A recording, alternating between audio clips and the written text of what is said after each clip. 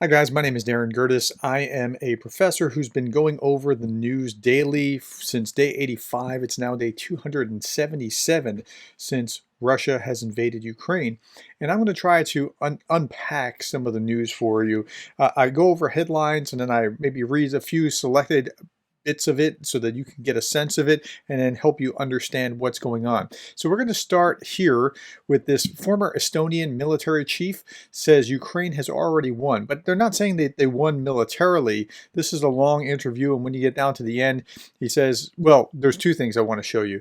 I know you're firmly convinced that Ukraine will win on the battlefield. Can you describe how you see this happening tactically? Well, first, I think the next objective should be or could be Melitopol, the second largest city, and that's in Zaporizhia, which is an important, it's important key terrain. This area has always been. Second, Ukrainians would need to take other oblast centers. I think Donetsk would be especially good, and that would be another victory after Kherson for them to push beyond the line of February 24th. And they won't be satisfied until they take everything back. I think that's a good insight. I think they're going to probably have to bridge into the middle and try to split the Russians somehow. I am not a military expert, and I don't claim to be, but that's my very limited read. Now, when he gets to the end, however, he says this: Ukraine has already won. Now, he's not talking about militarily, but think about it. Ukraine has won in the sense that nobody believed in the first couple days, the first few weeks, that like Ukraine was going to be at day 277. But they're in 277, right? I mean, like, it's amazing that they've won. They have a spine. They're going to maintain their independence. He says Ukraine's already won, even if they have to lose territory, which I hope that doesn't happen. Comparable to Finland in 1939, the Winter War, when they had to give up Karelia, but preserve their independence. The war for independence, Ukraine has already won. Now the question is whether we can make Russia lose. And that's really the question on the table. And I believe that they can. Now, let me continue, and I'm going to go through a number of events. All the papers that I'm reading, all the articles that I'm showing you are today's events, but I'm weaving them into what's been going on and trying to paint a picture of just how things fit. Okay, so the second one, I think this is much ado about nothing. EU officials are slamming Biden administration for profiting off Ukraine war. Well, what do they mean? So a collection of high-ranking European officials are condemning him for profiteering. Well, there's two things to this. With rising gas prices and mounting tensions toward U.S. legislation that offers tax credits to those who buy American. That's nothing new. That's the same protectionist nonsense. And I don't want protectionism. I'm a conservative. I don't like protectionism. But they do that there. We do this here. That's nothing to talk about. But they're upset because the price of gas. So they're getting gas, liquefied natural gas imported, and it's at a higher rate. And I get that. But to call them profiteering. So here, the fact is that when you look at it soberly, the country that is most profiteering from the war is the U.S. because they're selling more gas at higher prices. Okay, on liquefied natural gas, I can see how they're upset, but they're not profiteering in the sense that they have given billions of dollars to Ukraine, and this is just. I mean, I get it. In the EU, they're upset about the price of liquefied natural gas. I totally understand that, but to blame the U.S. for profiteering on that, I don't think is legitimate. Shelling reported across Ukraine as authorities work to restore power. I'm not even going to get into the article. I'm looking forward to the day where I can show you that power has been restored and they have something to work around these destroyed power stations, gas generators. France was sending a bunch of 100 gas generators. Estonia, I saw yesterday, was sending 83 gas generators, if I have my facts straight. And so hopefully they'll get some kind of secondary system in place where this won't be an issue, and I'm looking forward to that day. The ISW had two interesting things. I'm going to show you the second first. Russian officials are continuing their efforts to deport children to Russia under the guise of medical rehabilitation schemes to adopt Russian programs. This is the reason that Russia needs to be brought to her knees and stopped so that Ukraine can get her children back. Because if there's some kind of brokered peace that just calls a ceasefire or a truce or breaks things up along the lines that they are, they'll never get these children back. This is the reason why Russia needs to be soundly defeated and made to open its doors and bring any Ukrainians that want to go back home back home. Now, the other interesting issue is The overall pace of operations along the front line has slowed in recent days due to deteriorating weather conditions, but it is likely to increase starting in the next few weeks as temperatures drop and the ground freezes. So they couldn't really maneuver as well when it's kind of mushy, but now when it hardens, they'll be able to fight again. And so what you'll see is, let's go to the map. This is 1126. They don't have it 1127. They haven't updated for today yet. But here, look at this green area here. Let's go back 1 month to 1026. This was all contested ground, and it's now all Ukrainian ground. Look at that. Okay, so they are slowly but surely pushing their way toward that border. As this guy is saying here, little by little, they're grinding away toward the northern front. They're saying we plan to push the Russians to the border and even further.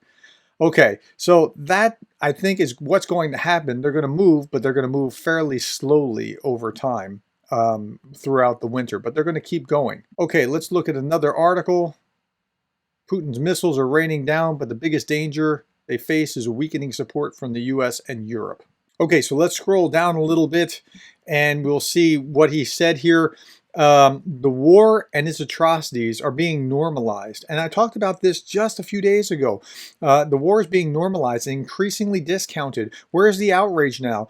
Where's the visceral fury? 9 months in, Western public opinion is dulled, deadened by, and desensitized by a daily diet of remote, unceasing, almost routine carnage.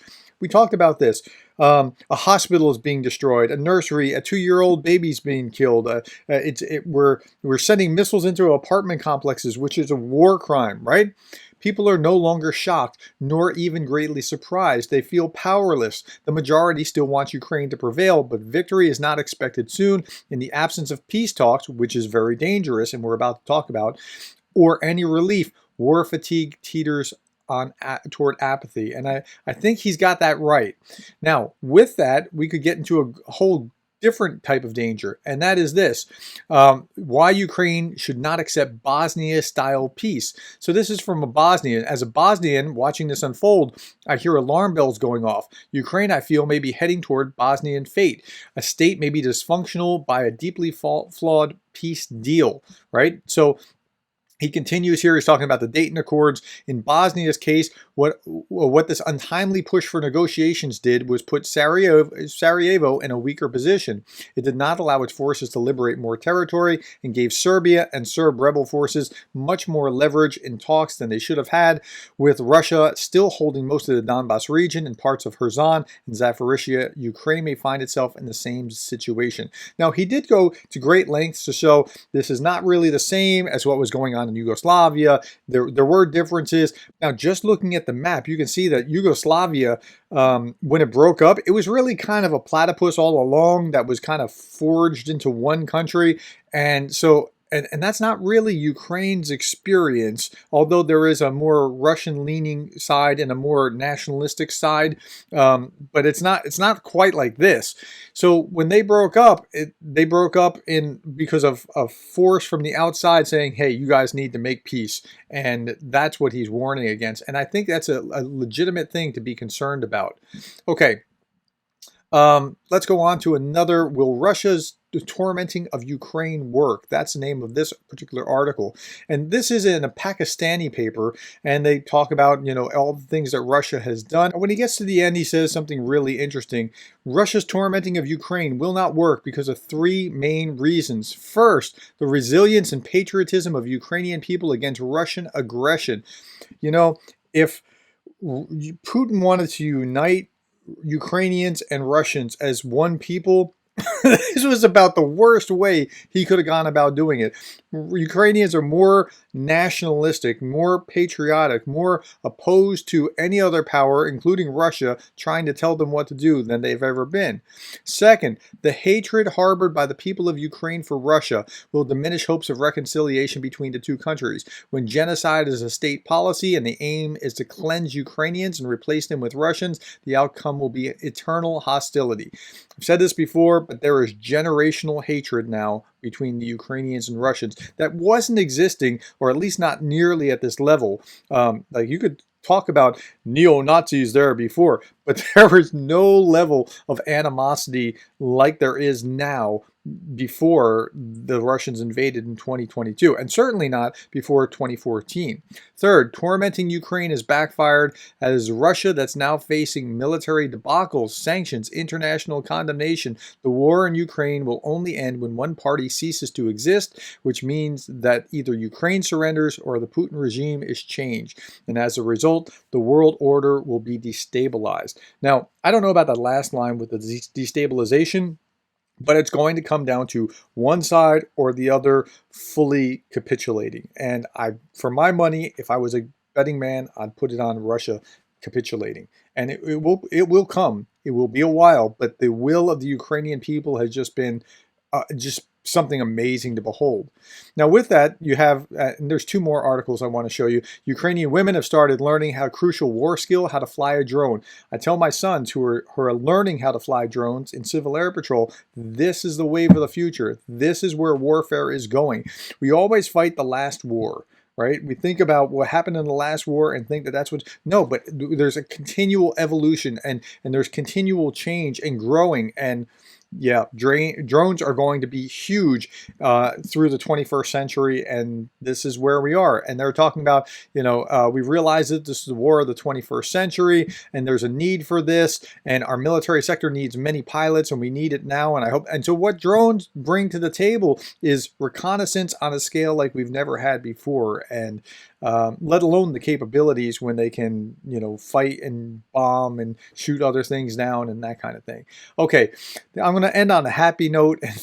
This article was great. It was in Business Insider, which I don't really generally spend time with, but I think this is worth talking about. A staff at a hospital in occupied Kherson tricked the Russians into leaving them alone. The Russians were about to overtake this hospital and make it a military hospital, but they said, sorry, we have a massive COVID outbreak. So the staff at the hospital went to great lengths to prevent this takeover.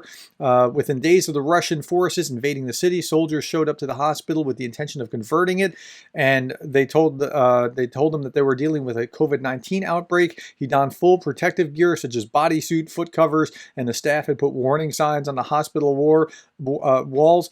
Believing that there was an active outbreak, the troops left and the hospital remained in Ukrainian hands. Now that was some good stuff. All right, so that's all the headlines for today. Thank you for your time and listening. If you are not a subscriber, please subscribe. I'll be back tomorrow, and thank you for caring about Ukraine.